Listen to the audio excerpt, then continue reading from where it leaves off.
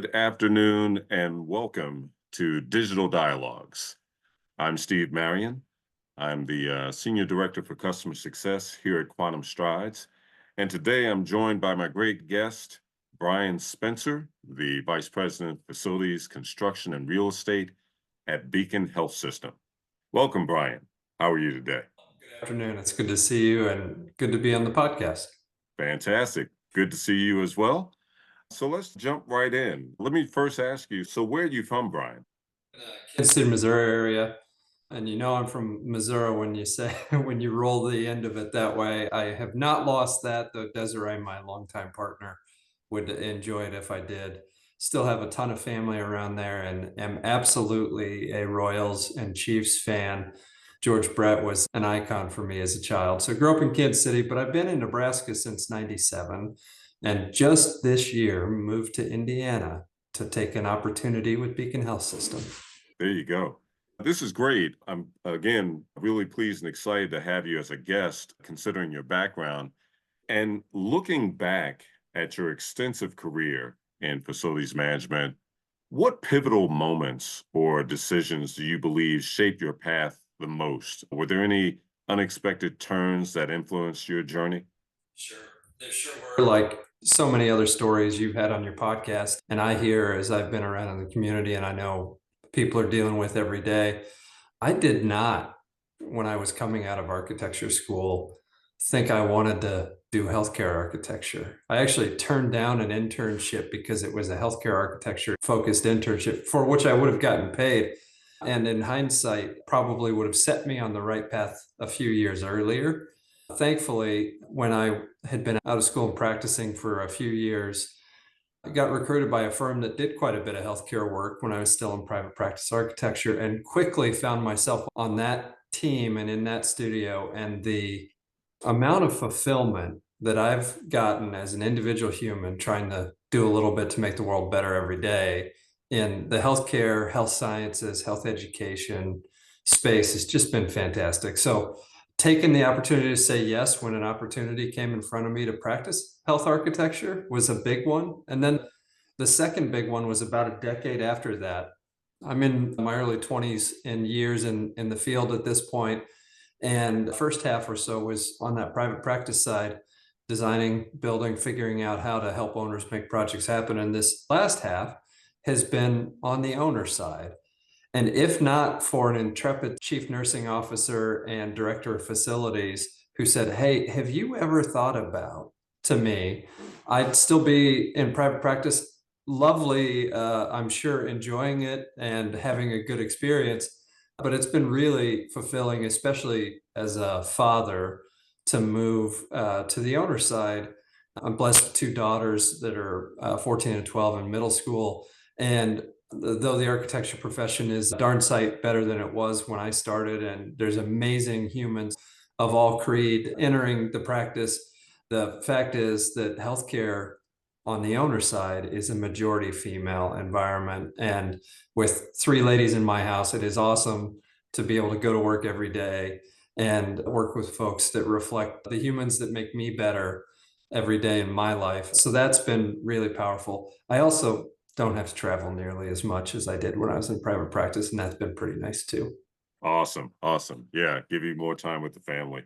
One of the things that I noticed, you did mention the importance of planning for the future in your Mm. role at Beacon Health System. How do you envision the role of facilities management evolving over, say, the next 50 years in the healthcare sector? I think an important thing to remember as we think about facilities management evolving is for a lot of health systems, if you ignore the human capital, the largest book value asset the health system has are its buildings, its real estate, its land, the stuff in the buildings. Our teams and facilities are responsible for the care and feeding of that, connecting that to how people operate. And I love grounding myself and my teams in that reality that healthcare happens in places. It happens by people working in places. And as I think about the next 50 years, real estate, land, buildings are a deep asset for the health systems. Now, as somebody practicing in healthcare facilities management, planning, and construction, Our job is to generate a uniquely flexible space that can be used for 50 years. And not every piece will get used for 50 years, right? There are big parts of the building that will get changed, will get renovated. We're all famous for starting renovations the day after we get substantial completion, right? But the truth is, if we build flexible platforms, we can build a more flexible future that's more adaptable for how things will change for us. And you'll hear that throughout my conversation during our podcast here. I think building flexible platforms to operate from is a big deal. And as much as we figure that out and we reduce the cost in both absolute terms, but in ratio terms of executing change, will generate winners over time. Okay. So now, as a leader responsible for both construction and real estate, how do you balance the need for immediate functionality with long-term sustainability and the community impact in your projects? A community impact is a word that really strikes me and has been a theme through my career. I grew up in Boy Scouts, and one of the best parts about Boy Scouts is this idea called leave no trace and leaving things better than you find them. And my Boy Scout troop every weekend after campouts would spend the last 20 minutes, half hour, whatever, at the campground. We would patrol the campground, we'd do a line, and we'd walk back and forth across everywhere we'd been, and we'd try to make sure that there was nothing left behind that would damage the environment or clean things up. And I think about healthcare buildings, healthcare real estate the same way. We want to leave things better than we found them. I think there's really great opportunities in front of us these next 50 years to use that same time horizon to make it easier for people to get to, get from, using all modes of transportation, the places we build. And I think we have a great opportunity as one of the key engines in our economy, but also engines in our society, to have healthcare really change to have the environments focused on not just fixing people who are broken or sick, but meeting everyone where they are and fostering connection in the community. I've been blessed to work on a ton of projects around the country, and specifically in my last few roles on the owner side, where we're deeply engaging with the community. We think about it, buildings, as assets we're going to own for a long time. The pieces inside of them, now those, they're going to shift, they're going to move like the tide a little bit. But that root platform, if we get that close to right, when perfect is not attainable, but we'll push, we'll do a good job. We do have to think about first cost, Stephen. There's no lying that first cost matters. Yes. But we also have to balance that first cost with the ability to operate it and maintain it for a very long time. And it's our job as facility managers, leaders, to tell the story of why an investment in a quality air handler or a thicker material on the roof or better windows or more durable flooring, why those modest investments at the beginning will pay dividends over the life of the project. Yes. Powerful words indeed. Something that I noticed in reading your background and your profile, your involvement in cycling for a cause shows a commitment beyond your professional life. How do your personal passions influence your approach to leadership and facilities management? The leadership part, I think about leadership as service, a service for the teams that I have the privilege to lead, service for the fellow leaders that I have the opportunity to collaborate with, and perhaps most importantly, service to the community that we exist to serve. If there weren't people that needed healthcare, the healthcare organizations wouldn't need to exist. We exist to serve, right? Yes. And one of the ways I find as an individual to serve that I find super fulfilling and helpful in connecting me, grounding me to the mission of organizations is finding a small way. For me, it's cycling. I love to ride bikes. I love to ride bikes with my friends and my family. And I especially love to go on a bike trip where we get away for a weekend or we do something audacious, ride for 100 miles or go ride over a mountain on a mountain bike trail or whatever it is. And so many people may not be able to do that particular thing, but they'd like to help in some small way too. And I just try to use the power of connection, the power of network in a small way as an individual dude to try to do those things. So I've curated a couple of organizations, a nonprofit cycling team that a group of friends and I founded in Nebraska at my old organization, that over the past half dozen or a dozen years, we've raised tens of thousands of dollars for various charities, all by being chuckleheads riding our bikes, but telling the story of doing stuff that is fun and asking people to help a little bit. We don't want anyone to go crazy here, but we've done little things. This year, we donated several thousand dollars to a nonprofit in Omaha, Nebraska called Scare Away Cancer.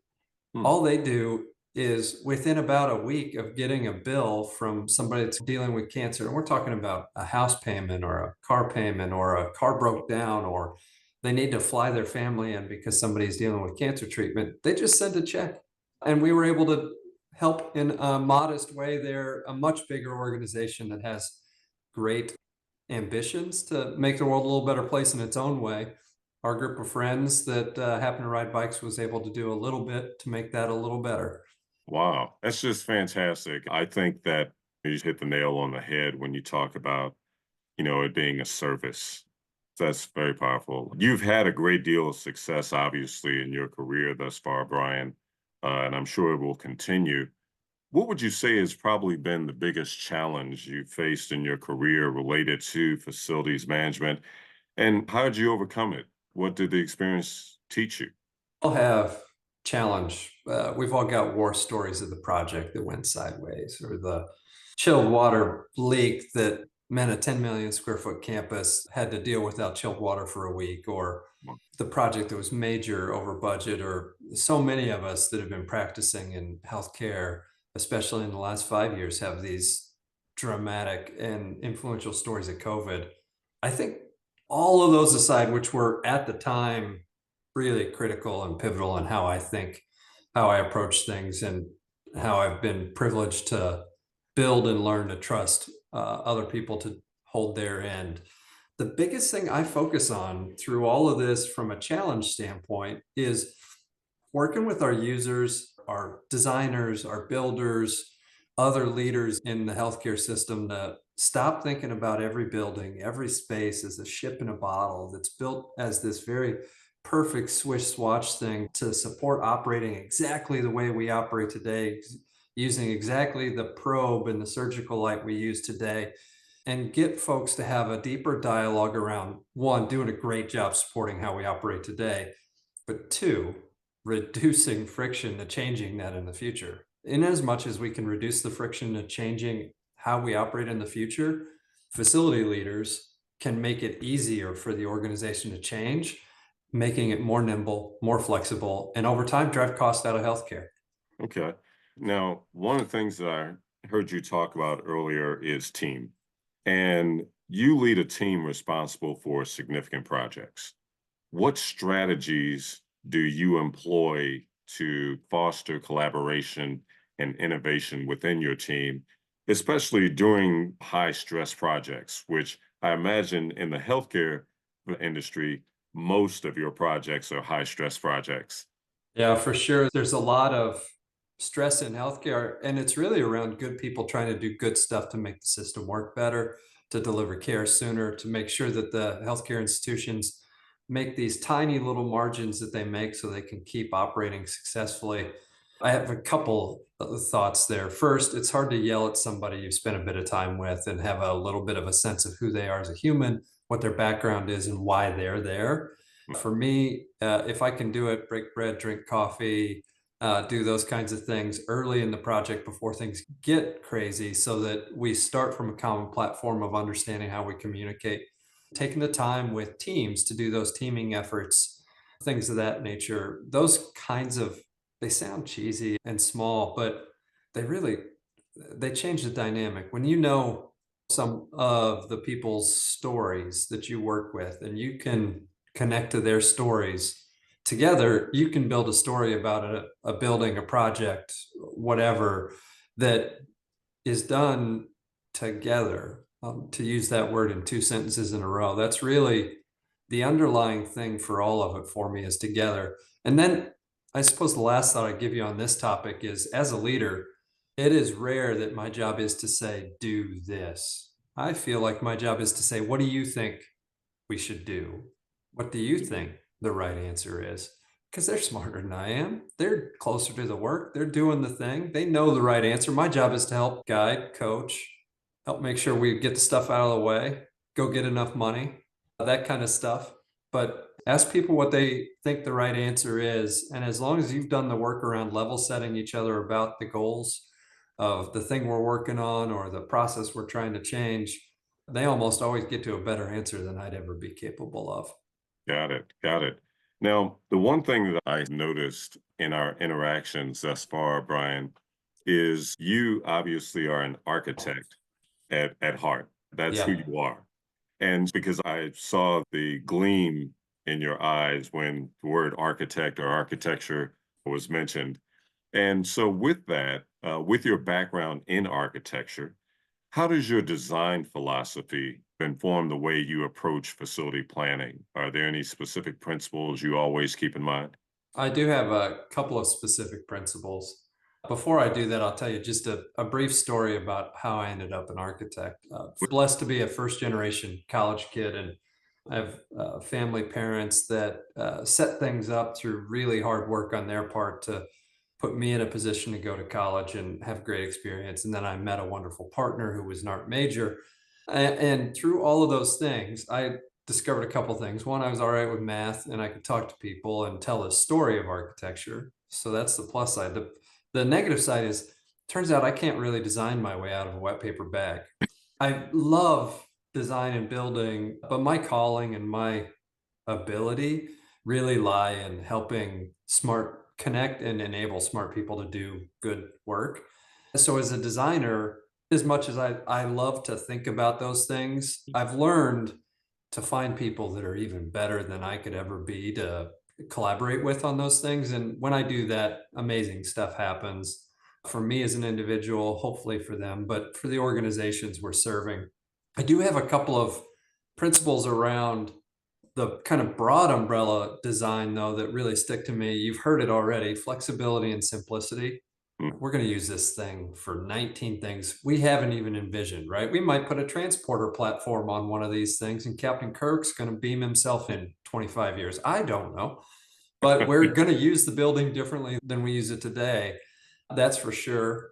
I do like to think about material honesty, which sounds a little bit highfalutin, but I love for brick to be brick and glass to be glass and metal to be metal. And in as much as we can get it in places where it's not going to interfere with care environments, wood to be wood, there's beauty and integrity in honest materials. That doesn't mean I've not put a lot of luxury vinyl plank that looks like wood down, because even the look and the aesthetic of some of these materials really change the environment.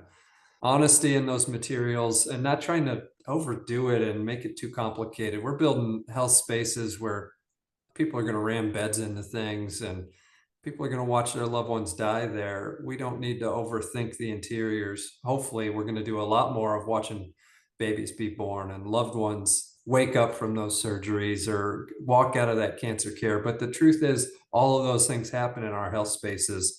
And as much as we can make the space just comfortable and recede away from that so that the care can happen and those life moments can happen, as a designer, I've succeeded then. Great. That's great. So, given the demands of your role, how do you manage a work-life balance? And what practices do you employ to ensure that you remain effective both personally and professionally? We're all imperfect. And I'm especially able to forget that I'm working and just keep going. Wander off into the woods working far too much. Thankfully, I have several police officers in my life. Desiree, my life partner and wife, and our two daughters, they keep a pretty close eye on me and keep me from overdoing it. And they make it amazing to come home. One of the great benefits of moving your family across country is how close you can get to each other through that transition and that transaction. It's been a challenging and wonderful year for us from that standpoint. The other thing, more individually, I've discovered as I get well and truly in early middle age here is if I exercise, I'm smarter. It is literally that simple. When I exercise, one, I have fun, I get out and do things, or I'm even just riding my bike in the basement or lifting weights, whatever it is I'm doing. When I do those things, I feel better. When I feel better, my brain works better. When my brain works better, I have better ideas. It's not super complicated from that side of things, and I try to keep everything else pretty simple. Great. So I think the one last question I have for you, Brian, and one that I feel is ultimately important and actually one of the major reasons for this podcast, which for us, what we always talk about is educate and inspire. So, with that, what advice would you give to someone starting their career in facilities management? How can they cultivate the skills necessary to succeed in this field? I think most people have more of the skills needed just by simple nature being a human, hopefully being a compassionate human that observes the world around him and tries to help a little bit. Do those things, a lot of the rest will fall. I would then go right away to ask somebody to be a mentor, and don't be afraid to have that mentor be a stretch, a reach. Having been both a mentee and a mentor through most of my career and with various folks and in various roles, I find it super fulfilling in both ways, being the mentee and being the mentor. And one of my longtime mentors, a longtime Nebraska lawyer who'd done a bunch of real estate and construction work, who's in his middle 70s now, and he still works a little bit, but he's a great guy and he's been a mentor for me for 25 years. And just met him on a project doing work for he and his partner. And they're a great couple, and we've gotten to know them. And I still call him every couple of months just to check in and make sure I'm keeping my true north going. And I try to serve in a similar way for folks starting their career, moving through their career. And it always starts with somebody asking. Because if you ask somebody to help, more often than not, people are going to step up and do it. And then the backside of that, if somebody ever asks you to help, make sure you raise your hand. Our careers are made when you raise your hand. Hey, we got this thing. Hey, we've got this idea. We don't really have this and this. We need somebody to take a look at it. Raise your hand. Go help. Go get curious, explore, figure out what's going on. You ask somebody for help and you raise your hand when somebody asks for help. The rest just magically falls into place. And show up every day and grind. Nice, nice. And favorite baseball team? Oh, Kansas City Royals. Kansas George City Brett, Royals. huh? I was 7 years old when he hit one out in the World Series, and they've had my heart since. Oh man, I don't even want to respond to that. I was born and raised in Philadelphia. And of course, we played the Royals in the World Series. Yes. I was in high school, so that, Mm. if that says anything. But yeah, I'm a big sports fan. And I actually, George Brett is one of my favorite all-time players. I just love great players in particular, but he is definitely one of my favorite players. One of the greatest third basemen ever. Everything about the guy was great. Of course, Michael Jack Schmidt at the high corner in Philly. He's probably Yeah, still my he was favorite. an Yes, amazing player. yes. Listen, Brian Spencer, it's been a pleasure talking with you today here on Digital Dialogues. Greatly appreciate you coming out and sitting around chatting with an old bald sales guy. And so thank you again for joining us. Look forward to talking with you more in the future and have a great rest of your day and weekend. You do the same, and special thanks to my lovely wife of all these years for letting me borrow her office here at the house for a couple hours for this. So I look the part. Y'all have a great weekend. Fantastic. That is awesome. Yes, give her my thanks as well. Absolutely. Be well.